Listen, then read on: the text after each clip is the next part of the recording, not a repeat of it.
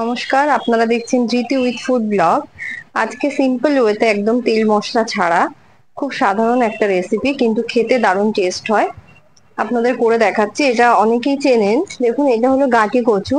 আমি এইভাবে কেটে নিয়েছি। আর মশলার মধ্যে লাগছে শুকনো লঙ্কা, গরম মশলা, তেজপাতা আর জিরে। আর নুন হলুদ তো কমন, এ কটা লাগবেই, তেল। আর এখানে আমি নিয়ে নিয়েছি, এটা কাতলা মাছ আছে। আপনারা যে কোনো জ্যান্ত মাছ দিয়ে করলে বেশি ভালো হয় খেতে। এটা কাতলা মাছের আমি কটা পিস নিয়ে নিয়েছি। এবার একটা সিম্পল একটা মাছের ম্যারিনেশন করে নেবো। নুন হলুদ দিয়ে নিলাম, নুন হলুদ আর একটুখানি সরিষার তেল আপনারা মাছের গায়ে লাগিয়ে নেবেন। তাহলে মাছটা তেলে দেওয়ার সাথে সাথে যে পটপট করে ফাটে, ওটা আর ফাটবে না। দেখুন, আর মাছটা বেশ মচমচেও হয় তেলটা দেওয়ার জন্য, নরম থাকে না। এভাবে সুন্দর করে নুন হলুদ তেল একটু মাখিয়ে নেবেন। চলুন এবার আমরা রান্না শুরু করি। করার জন্য প্রথমে আমরা গ্যাসটাকে অন করে নিলাম। এবার কড়াইটা দিয়ে দিচ্ছি।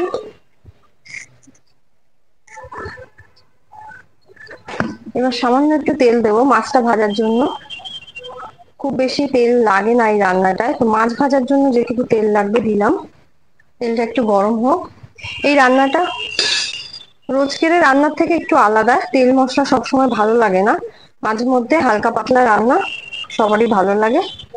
একবার করে দেখবেন, আশা করি খুব ভালো হবে। তেলটা একটু গরম হওয়া অব্দি আমরা ওয়েট করবো। এটা গরম।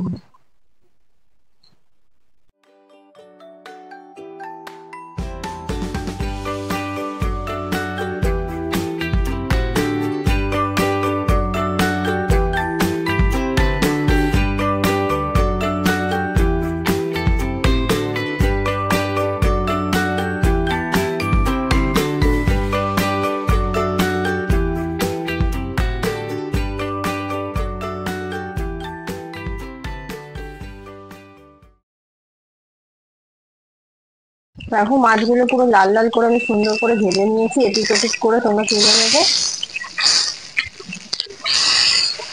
ঝোলের মাছ সবসময় করা হবে। এইখানে মাছেরটা বলি, যে কোনো মাছই নিতে পারো। রুই, ছোট কাতলা, তারপরে ট্যাংরা মাছ, শোল মাছ, সবকিছুতেই ভালো লাগে খেতে। এবার আমি তুলে নেবো মাছটা, একটা একটা করে তুলে নেবো। হয়ে গেছে।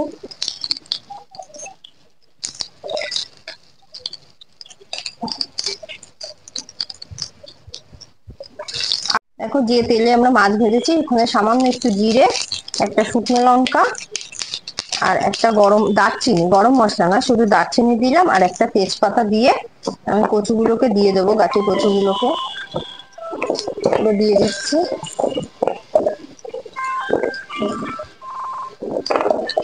তেলে পুরো ভাজা ভাজা হয়ে গেছে কচুটা। নুন হলুদ কিছুই দিইনি এখনো।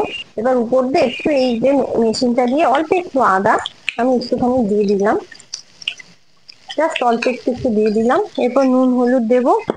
দেখো, সামান্য হলুদ আর স্বাদ মতো লবণ দেবে। স্বাদ মতো লবণ দিয়ে একটু ভালো করে নেড়ে দেবো। দেখো, ভাজা ভাজা হয়ে গেছে। এরপর আমরা সামান্য 1 চামচ একটু জিরের গুঁড়ো দিলাম, আর স্বাদের জন্য, ঝালের জন্য কাঁচা লঙ্কা দিয়ে দিলাম। কাঁচা লঙ্কা সবসময় ব্যবহার করি, আর এই তরকারিতে কাঁচা লঙ্কাটাই ভালো লাগবে। শুকনো লঙ্কা না দেওয়াই ভালো। ফোড়নে একটা দিয়েছিলাম। এবার ভালো করে নেড়ে আমরা জলটা অ্যাড করব। জলটা ডিপেন্ড করে কচুটার উপর। গাছি কচু যদি খুব সহজে গলে যায় তাহলে বেশি জল দেবে না, আর যদি টাইম লাগে তখন একটু বেশি জল দেবে। জল দিয়ে এই সময় তোমরা নুন মিষ্টি চেক করে নেবে। এবার আমরা ঢেকে দেবো। কচুটা সিদ্ধ হওয়ার জন্য সুন্দর করে ঢেকে দিলাম। দেখো, কিছুক্ষণ ঢেকে রাখার পর এবার আমরা তুলছি। জলটা টকবক করে ফুটছে, এর মধ্যে মাছটা দিয়ে দেবো। মাছটা দিয়ে 10 মিনিট তোমরা রাখবে। দেখবে, খুন্তি দিয়ে এভাবে চেপে দেখবে, কচু যদি গলে যায় তাহলে তাড়াতাড়ি নামিয়ে নিবে। আর এটা ঝোলঝোলই নামাতে হয়, কারণ রাখার পর ঠান্ডা হয়ে গেলে পুরো টেনে যায়, শুকিয়ে যায় ঝোলটা। আর এই রান্নাটা আর একটা ভাবে তোমরা, আমি জিরে ফোড়ন দিয়েছি, তোমরা যে রাঁধুনি পছন্দ করো তারা রাঁধুনি ফোড়ন দিয়েও করতে পারবে, তখন আর আদা ব্যবহার করবে না, শুধু রাঁধুনি ফোড়ন দিয়েও রান্নাটা ভালো হয় খেতে। এবার এইটা আমি 10 মিনিট ঢেকে রাখবো মাছ দেওয়ার পর। 10 মিনিট ঢেকে রাখার পর এবার আমরা ঢাকনাটা তুলে নিলাম। পুরো সব গলে গেছে, দেখো চাপ দিলে বোঝা যাচ্ছে পুরো কচুগুলো পুরো সুন্দর গলে গেছে। এরকম মাখা মাখা করে রাখবে। এবার আমি এই যে গরম মশলা আর জিরে তেলের উপর একটু ভেজে একটু বেটে নেবে, এই মশলাটা দেবে, যে কোনো মাছের ঝোলে দারুণ টেস্ট হয়। দিয়ে ব্যাস গ্যাসটা বন্ধ করে দেবে। দেখো এবার আমরা একটা প্লেটে সার্ভ করে দিয়েছি, ঠিক এরকম গ্রেভি রেখেছি, তোমরা চাইলে আরেকটু পাতলাও রাখতে পারো। আর এই রান্নাটা একদম খুব কম তেল মশলায় সুন্দরভাবে হয়ে যায়, খুব কম ইনগ্রিডিয়েন্টসে, আর এবং গরম ভাতে খেতে খুব সুন্দর লাগে। তোমরা অবশ্যই ট্রাই করবে, আশা করি ভালো লাগবে। কেমন হলো আমাকে কমেন্ট বক্সে জানাবে। Thank you so much. আবার দেখা হবে নতুন কোনো রেসিপি নিয়ে।